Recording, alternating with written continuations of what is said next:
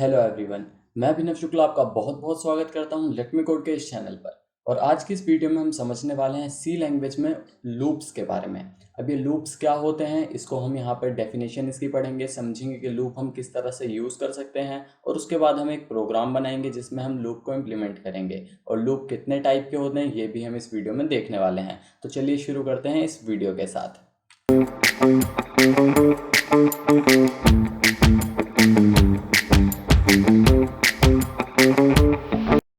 सबसे पहले हम समझते हैं कि एक लूप होता क्या है।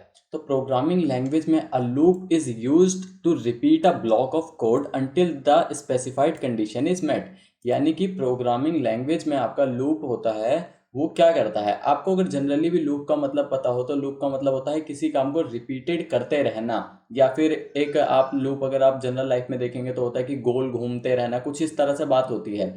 लेकिन मतलब इसका यही है कि आपको कोई काम रिपीटेड करना है। आप अगर एक ही काम बार बार करना चाहते हैं तो प्रोग्रामिंग लैंग्वेज में आप उसके लिए लूप लिख सकते हैं, बार बार करने की बजाय। अभी तक अगर आपको ये चीज़ नहीं समझ आई है तो जब इसका हम अभी प्रोग्राम देखेंगे तब और अच्छे से ये चीज़ क्लियर होती जाएगी आपको। अभी के लिए इतना है कि एक लूप होता है जो कि किसी भी ब्लॉक ऑफ कोड को एक स्पेसिफाइड कंडीशन के मैच होने तक चलाता रहता है। तो इस चीज़ को अभी और अच्छे से समझेंगे इसका प्रैक्टिकल जब हम कोड देखेंगे। और फिर आता है सी लैंग्वेज में हमारे 3 तरह के लूप होते हैं, फॉर लूप, वाइल लूप और डू वाइल लूप। कुछ लैंग्वेजेस में सिर्फ फॉर और वाइल लूप ही होते हैं, जैसे कि आप पाइथन में देख सकते हैं। पाइथन में डू वाइल लूप का कॉन्सेप्ट नहीं है, बट आप फॉर और वाइल वहाँ पर देख सकते हैं। और हमारी सी प्लस प्लस जावा, इनमें आपके फॉर लूप, वाइल लूप और डू वाइल लूप मौजूद है। तो हम सी लैंग्वेज देख रहे हैं तो हम यहाँ पे इन तीनों लूप के बारे में समझने वाले हैं। इसलिए आपको कहा जाता है कि आप सबसे पहले सी या सी प्लस प्लस से स्टार्ट करें, ताकि आपके प्रोग्रामिंग के फंडामेंटल्स जो हैं वो ज़्यादा क्लियर हों, आपको सारी चीज़ों का एक्सपोजर मिलेगा। तो ये आपको पता चल गया कि लूप का मतलब क्या होता है, लूप कितने टाइप का होता है हमारी सी लैंग्वेज में। तो उसके बाद देखते हैं कि जो हमारा लूप है ये काम करता कैसे है।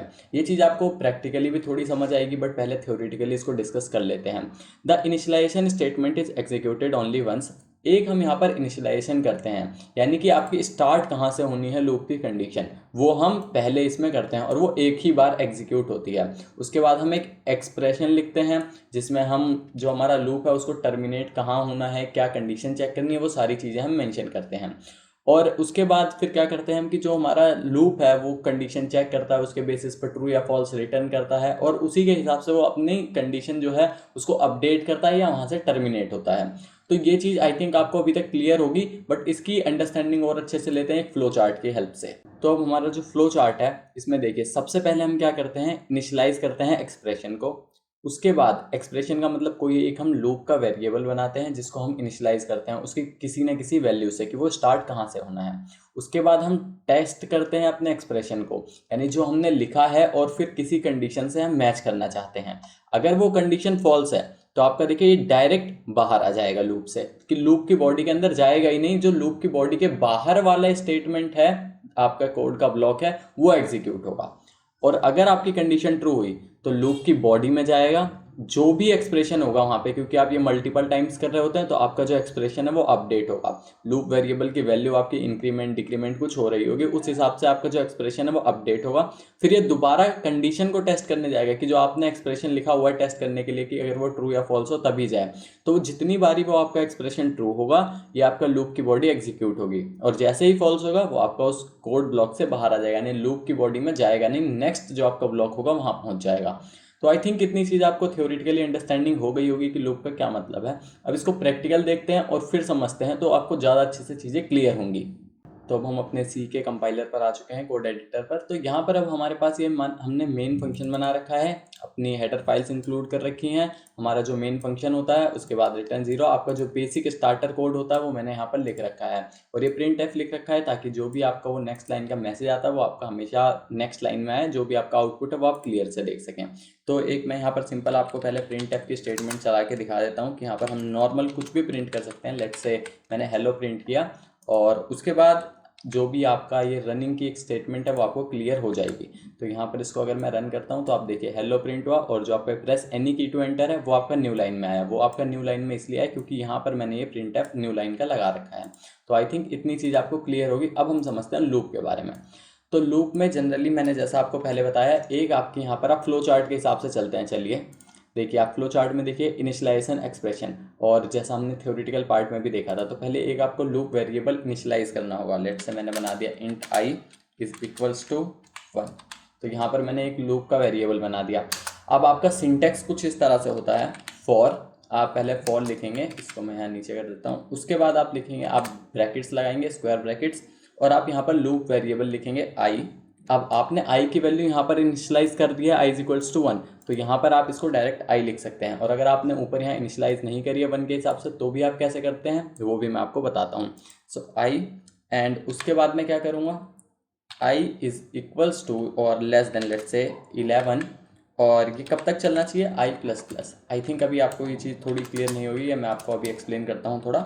प्रिंट एफ, यहाँ पर मैं प्रिंट कर दूंगा परसेंटेज टी स्पेस और उसके बाद आई, यानी मैं आई प्रिंट करना चाहता हूँ। तो ये आपका सिंटैक्स है। आपने लिखा फॉर, उसके बाद आपने लिखा आई, यहाँ पर जो भी आपका लूप का वेरिएबल है कहाँ से स्टार्ट होना है। अब आपने यहाँ पहले ही बता दिया आई इज इक्वल्स टू 1, यानी कि ये आई की वैल्यू अभी 1 है, 1 से स्टार्ट होना है। कब तक चलना है, आप इसको तीनों स्टेटमेंट को कब तक चलना है और क्या अपडेशन होनी है, इसको आप यहाँ पर इस तरह से डालते हैं।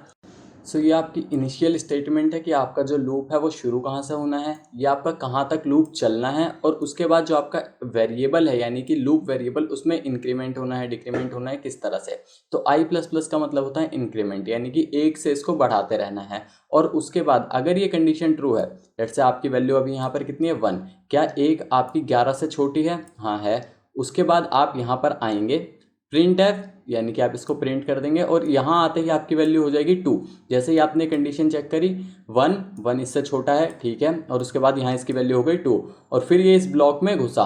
अब यहाँ पर आई की वैल्यू आपकी 2 हो चुकी है, फिर ये दोबारा जैसे ही रिपीटेड इसके अंदर जाएगा फॉर लूप के अंदर, देखेगा आई की वैल्यू कितनी है 2, 2 क्या 11 से छोटा है, हाँ छोटा है। अब इसकी वैल्यू कितनी हो गई 3, और ये इसके अंदर गया प्रिंट हो गया। अब इसने देखा 3 11 से छोटा है। इसी तरह ये आपका चलता रहेगा जब तक ये 11 तक नहीं आएगा। जैसे ही आई की वैल्यू 11 होगी, ये देखेगा क्या 11 से छोटा है, नहीं है, तो उसके बाद यहाँ पे जैसे ही कंडीशन फॉल्स हुई ये इसके बाहर चला जाएगा। तो इस केस में आपका जो प्रिंट होगा वो आई की वैल्यू 10 तक प्रिंट होगी। चलिए इसे रन करते हैं। सो यहाँ पर सेमी कॉलन नहीं लगाया मैंने, इसको लगा देते हैं।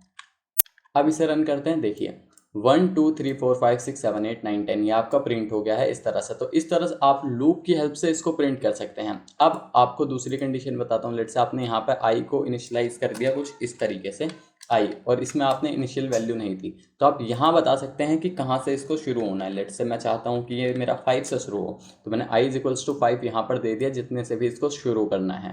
और अभी से रन करेंगे, देखिए ये 5 6 7 8 9 10 ये इतना प्रिंट हो चुका है। और आप इसको इंक्रीमेंट भी कर सकते हैं, लेट्स से आई, या इसको आप इस तरह से भी कर सकते हैं I plus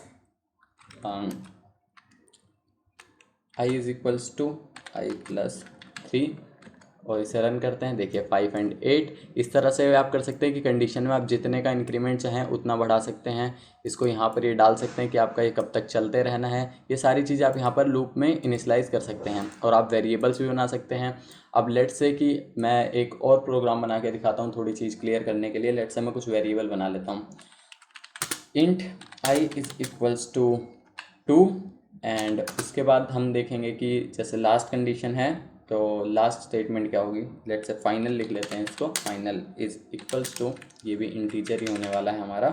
int final is equals to, let's say मैं इसे कर देता हूँ 10, और उसके बाद मैं क्या करूँगा, इतना हो चुका है मेरा।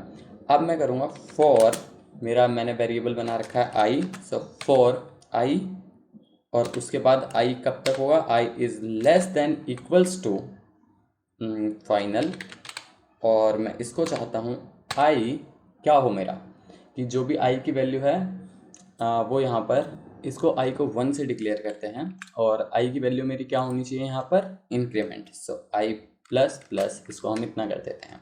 और उसके बाद मैं करूँगा कि लेट्स से मुझे 2 की टेबल प्रिंट करनी है, तो मैं यहाँ पर करूँगा प्रिंट एफ, और उसके बाद मुझे 2 की टेबल प्रिंट करनी है, तो मैं करूँगा 2 इंटू में किससे मुझे करना है, आई से मैं इसे मल्टीप्लाई कर सकता हूँ, तो ये प्रिंट करूँगा। और परसेंटेज डी आपको डालना पड़ता है प्रिंट करने के लिए, परसेंटेज डी, यहाँ इसको हमने डाल दिया, और इसको हम न्यू लाइन में प्रिंट करेंगे, और यहाँ पर हम दे देते हैं कॉमा, और यहाँ सेमी कॉलन। तो अब इसे रन करते हैं, देखते हैं हमारा प्रोग्राम सही चल रहा है या नहीं।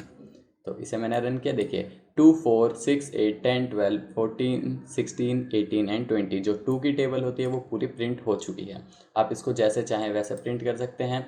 तो इस तरह से मैंने यहाँ पर 2 का टेबल प्रिंट किया। आप इस तरह से लूप का इस्तेमाल कर सकते हैं। आई थिंक आपको ये चीज़ क्लियर होगी। आप लूप कहीं तक भी लगा सकते हैं। लेट्स से इसकी मैं वैल्यू कर देता हूँ अगर 100, तो ये 100 तक चलेगा आपका। देखिए यहाँ पर 200 तक आया, यानी मल्टीप्लाई अभी हम कर रहे हैं तो ये 200 तक हुआ। ये जितना भी चाहें, जिस तरह से भी आप चाहें, आप लूप की वैल्यू लगा सकते हैं। और लूप इंपॉर्टेंट होता है आपको एरे को ट्रैवर्स करने के लिए, लिंक लिस्ट, अभी बहुत सारी जो चीज़ें आपकी आने वाली हैं, तो लूप आपका बहुत ज़्यादा इस्तेमाल होने वाला है। और हम मेनली सबसे ज़्यादा यूज़ करते हैं फॉर लूप का, उसके बाद वाइल लूप का, और डू वाइल का इस्तेमाल हम बहुत ही कम करते हैं। अभी तक मतलब जितना मेरा एक्सपीरियंस है, मैंने डू वाइल लूप के साथ बहुत ही कम काम किया है। मोस्टली काम फॉर लूप, यानी 90% काम फॉर लूप के साथ किया है, और वाइल लूप के साथ मतलब 10% काम किया होगा। तो आपको इन सारे ही लूप्स की ज़रूरत पड़ने वाली है, बहुत ही ज़्यादा इंपॉर्टेंट है। और अगर आई थिंक आपको फॉर लूप का कॉन्सेप्ट इस वीडियो में समझ आया होगा। तो आप इस तरह से अपनी कुछ टेबल्स और प्रिंट करिए। आप फॉर लूप से क्या क्या कर सकते हैं, लूप से आपके जो भी रिपीटेशन वाले काम है वो आप उसको ट्राई करके देखिए। आप अल्फ़ाबेट्स प्रिंट कर सकते हैं। आज का ही वैल्यू के बारे में आप जानते हैं, तो उस हिसाब से ये सारी चीज़ें अब आप करके देखिए, फॉर लूप की प्रैक्टिस करिए। और प्रैक्टिस के लिए मैं कुछ क्वेश्चन डिस्क्रिप्शन में लिंक डाल दूंगा क्वेश्चंस का, आप वहाँ जाके उसको प्रैक्टिस कर सकते हैं। तो आई थिंक फॉर लूप आपको क्लियर होगा। नेक्स्ट वीडियो में हम वाइल लूप के बारे में पढ़ने वाले हैं। तो अब मिलते हैं नेक्स्ट वीडियो में, तब तक के लिए बाय, थैंक यू।